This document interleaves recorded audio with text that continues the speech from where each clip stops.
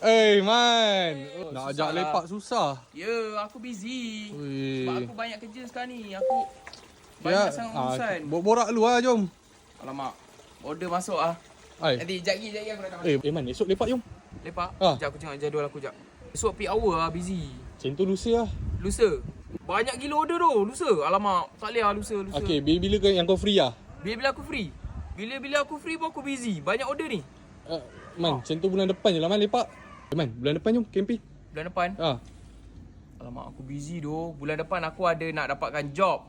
Lepas tu aku ada urusan keluarga. Lepas tu macam-macam aku ada macam-macam urusan. Tahun depan je lah.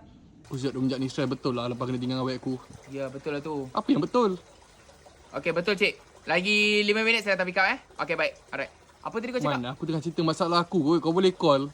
Kau ni phone kau tak nak lepas ke lah? Kau pakai phone apa ni? Bateri tak habis? Aku pakai Vivo Y31s 5G ni lah. Telefon ni, bateri dia 6500 mAh tau. Memang tahan seharian. Memang sesuai lah untuk rider macam aku. Lepas tu, dia pakai Snapdragon 4 Gen 2 tau. Memang sesuai lah untuk aku yang multitasking ni. Phone ni pakai IP6869 anti-drop. Memang tahan lasak. Hujan panas, aku boleh lenjan lah phone ni. Ngam-ngam dapat order. Okay, aku gerak dulu. Hai, macam gitu je. Nak buat appointment jumpa menteri lagi senang daripada nak jumpa kau, Man. Busy je kau tu dah masuk lah tu dia. Pergilah kau. Tak apa, ni sekejap apa. Dekat je ni. 5 gram je dia order. Kau kerja apa, oi?